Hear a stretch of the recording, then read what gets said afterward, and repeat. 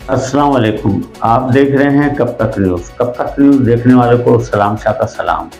हमारे साथ इस वक्त मौजूद हैं नेशनल प्रेस क्लब के प्रेसिडेंट अफजल वारसी साहब मौजूद हैं। हम इनसे कुछ सवालात करते हैं मोदी के बारे में।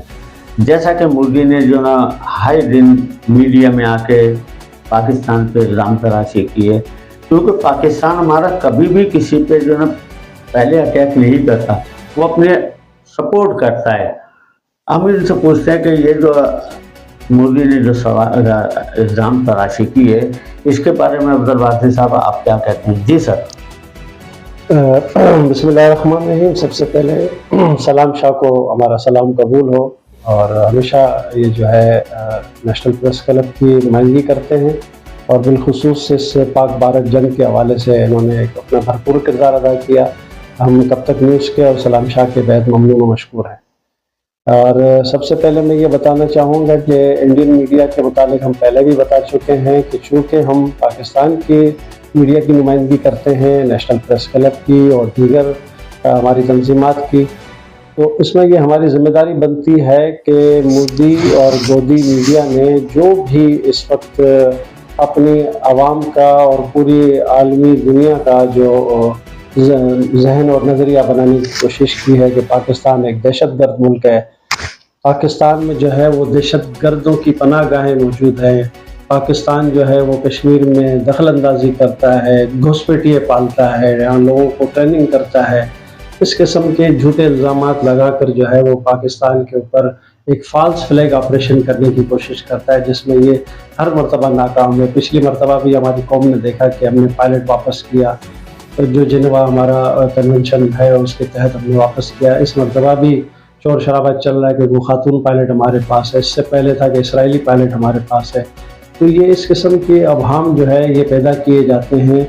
मैं आपसे बार बार कहता हूँ कि जंग जो है उसको अरबी में कहते हैं हरब, और हरब से बनता है हरबा। हरबे को इंग्लिश में कहते हैं टेक्निक, और टेक्निक से निकली है टेक्नोलॉजी।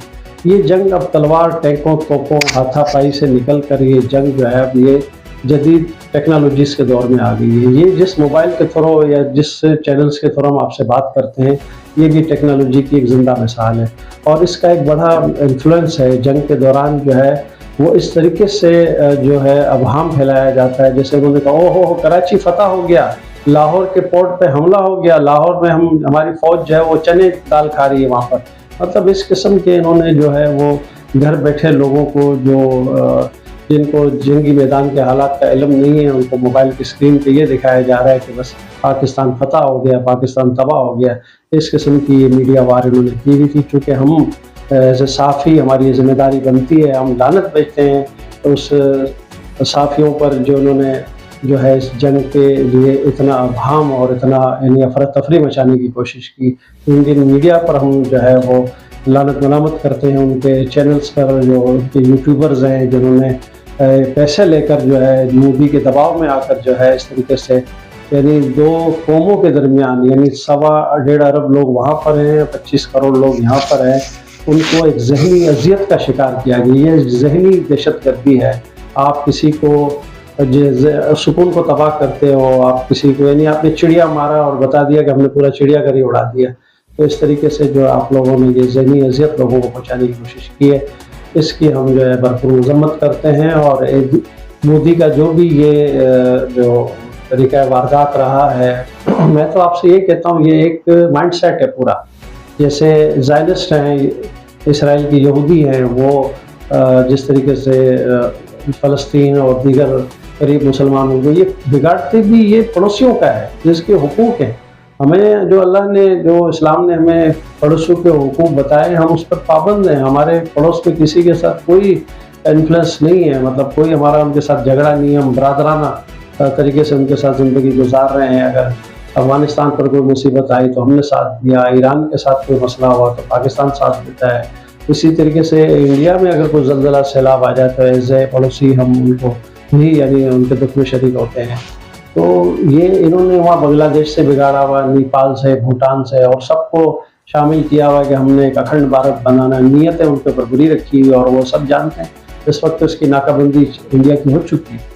मैं मोदी को ये ज़रूर पैगाम दूंगा और ख़ास तौर पर हिंदुस्तान के उन आम हिंदुओं को जो खुद भी उनके हिंदुत्व का शिकार हैं, जो उनकी जो वहाँ तकसीम है, जो उनके कौमियतों के अंदर जो उन पर राशिद तबका जो उस वक्त मुसल्लत हुआ है, वो खुद अक़लियतों पर जुल्म करता है। और हिंदुओं में जो तकसीम की गई है, जो ज़ात बरादरी की है, उनके ऊपर भी ये जुल्म ज़्यादती करते हैं, किसानों पे करते हैं, सिखों पे करते हैं, मुसलमानों पर, ईसाइयों पर। ये सारा जुल्म जो है ये हिंदुस्तान में हो रहा है और इस जुल्म को एक दिन फना ज़रूर होना है। और उसकी वजह पाकिस्तान नहीं है, उसकी वजह ये खुद मोदी और उसकी ये सोच जो है वो उसको ये ले डूबेगी और इंशाअल्लाह वो वक्त ज़रूर करीब है। मैं आपसे ये बात अर्ज़ कर चुका हूँ कि इस वक्त तमाम मुसलमान मुल्कों पर जो उनके आगे सरेंडर हो गए हैं, जिनसे कोई ख़तरा नहीं है कि ये हमारे मुकाबले के लिए खड़े होंगे, उन्होंने जो हाथ जोड़ लिए है, जिसकी ज़िंदा मिसालें मौजूद हैं, मैं अब नाम नहीं लेना चाहता उन मुल्कों का, उनको ये कुछ नहीं कहते हैं। और जिनसे ये जैसे लीबिया से खौफ था, इराक़ से खौफ था, ईरान के ऊपर दबाव डाल रहे हैं, बिलखुसूस पाकिस्तान को। पाकिस्तान इस वक्त हर तरीके से जंग, यानी कोई जंग का हरबा ऐसा तरीका नहीं है जो पाकिस्तान पर आजमाया नहीं गया हो। ये जब से पाकिस्तान वजूद में आया है उस वक्त से लेकर आज तक, चाहे वो निज़ाम की सूरत में हो, चाहे वो माशी सूरत में हो, चाहे वो IMF को हमारे सर पे डाल दिया, कभी फ़ौज हम पर चढ़ाई करवा दी, कभी हमारे ऊपर आप जो है वो ये जो एजेंसियाँ, एटमी एजेंसियाँ ये हम पर भेज दी कि आप जो है ये जो है एटमी बम नहीं बना सकते, जैसे ईरान पर पाबंदी है, लीबिया पे। यानी हर तरीके से आपने ज़हनी ग़ुलामी करनी है, माली ग़ुलामी करनी है, निज़ाम की ग़ुलामी करनी है, हम पर चढ़ाई कर दी है, ये सारे जुल्म और हम मुकम्मल तौर पर ट्रेन हो चुके हैं। आपने देखा होगा इस वक्त जो जंगी माहौल था पाकिस्तान में कि जो ड्रोन्स आ रहे थे और जिस तरीके से मिसाइल्स की बारिश कर रहे थे, तो आपने यहाँ के बच्चों को, यहाँ शादियाँ हो रही हैं, यहाँ लोग भंगड़े डाल रहे हैं, लोग रात को जाग रहे हैं, खा पी रहे हैं, मस्त हैं। हम पूरा शहर घूम रहे थे, पूरे पाकिस्तान की कवरेजेस हमारे पास आ रही थी। कोई एक बच्चा भी इस खौफ का शिकार नहीं था, क्योंकि हम 200 साल से तरबियत याफ्ता है। हमने अपने ऊपर कोई आयरन डोम की तरह अपने ऊपर कोई शील्ड नहीं लगा के रखी है कि हमारे ऊपर कोई बम ना गिरे। हम तो बिल्कुल खुदा के रसीदा लोग हैं, हमें पता है हमने मरना है, हमें शहादत लेनी है और हम इसके लिए बिल्कुल तैयार हैं। मोदी जी को हम ये पैगाम देना चाहते हैं कि आप अपने नज़रिए की वजह से, आप अपनी कम नज़री की वजह से, आप अपनी बद नज़री की वजह से मारे जाओगे और पूरा हिंदुस्तान डुबोगे। मेरा ये पैगाम पूरे हिंदुस्तान के लोगों के लिए है कि हिंदुस्तान की तबाही का सबब खुद हिंदुस्तान होगा, पाकिस्तान नहीं होगा। ये याद रखें कि जो उनकी पॉलिसीज़ जो है वो उनको तबाह और बर्बाद कर देगी। पाकिस्तान जो है हमेशा डिफेंसिव पोजीशन में रहा है। पाकिस्तान ने अपनी तरफ से कोई भी हमारे ये खून का हिस्सा है, हमारे ये नज़रिए का, हमारे इस्लाम का हिस्सा। खुदा के रसीदा लोग हैं, हमें पता है हमने मरना है, हमें शहादत लेनी है और हम इसके लिए बिल्कुल तैयार हैं। मोदी जी को हम ये पैगाम देना चाहते हैं कि आप अपने नज़रिए की वजह से, आप अपनी कम नज़री की वजह से, आप अपनी बद नज़री की वजह से मारे जाओगे और पूरा हिंदुस्तान डुबोगे। मेरा ये पैगाम पूरे हिंदुस्तान के लोगों के लिए है कि हिंदुस्तान की तबाही का सबब खुद हिंदुस्तान होगा, पाकिस्तान नहीं होगा। ये याद रखें कि जो उनकी पॉलिसीज़ जो है वो उनको तबाह और बर्बाद कर देगी। पाकिस्तान जो है हमेशा डिफेंसिव पोजीशन में रहा है। पाकिस्तान ने अपनी तरफ से कोई भी हमारे ये खून का हिस्सा है, हमारे ये नज़रिए का, हमारे इस्लाम का हिस्सा है कि आज तक किसी मुसलमान मुल्क ने जो है वो चढ़ाई नहीं की, किसी के ऊपर भी ज़्यादती नहीं की है। फ़ौज के लड़ाई के भी कुछ उसूल हैं। आप एक छोटी सी एक नातजुर्बाकार हमास फ़ौज को देख लो, उन्होंने जब भी इसराइल ने बमबारी की, उन्होंने आवाम पर बमबारी की, अस्पतालों पर, स्कूलों पर बमबारी की, लेकिन हमास ने चुन चुन के सिर्फ उनके फौजी टारगेट्स को निशाना बनाया, इसराइलियों को, एक आम लोगों को निशाना नहीं बनाया। इसी तरीके से पाक अफवाज ने भी सिर्फ और सिर्फ जाकर उन लोगों को निशाना बनाया जो जंग में सामने हथियार लेकर आए थे, जो उनके फौजी टारगेट्स थे, सिर्फ उनको निशाना बनाया। मुसलमानों का ये नज़रिया है, ये ईमान है, क्योंकि हमें जब फौज को एक एक गोली और एक एक पिस्टल का हिसाब देना पड़ता है अपने चीफ को, इसी तरीके से मुसलमान को पता है कि अपने रब को इस बात का जवाब देना है कि आपने किसी बेगुनाह का खून क्यों किया, चाहे वो कैसे भी हालात थे।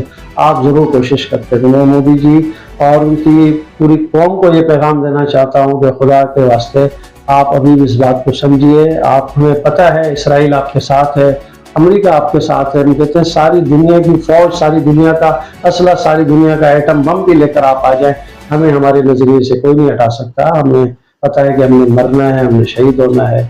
और मोदी जी आप जो है इस बात को समझने की कोशिश करें और कोशिश कीजिए कि जो है वो कलमा पढ़ें, अपने मुसलमान हो जाएं और दीन की तरफ आ जाएं। और ये इतने लोगों को मत मरवाएं, 1.25 अरब लोग इस जंग में मारे जाएंगे। आप अपनी किताबें तो पढ़ें, उसमें सब कुछ लिखा हुआ है। आप अपने कल्कि अवतार का आपने नहीं पढ़ा, आपने अरब का चांद स्वामी लक्ष्मण दास की नहीं पढ़ी, आपने अपने अवतारों की भगवत गीता और सब में लिखा हुआ है कि एक कल्कि अवतार आएगा जिसको आपने वसल्लम तस्लीम कर लेना है। आप तस्लीम नहीं कर रहे हैं और आप जो है जुल्म ज़्यादती का बाजार गर्म किए हुए हैं, तो इसकी सज़ा आपको मिलनी है। तो इसके साथ ही मैं कब तक न्यूज़ के बहुत शुक्रगुजार हूँ सलाम शाह का, जिन्होंने मुझे ये बात कहने का मौका दिया। हमारा काम है हुज्जत करना, हमारा काम है समझाना।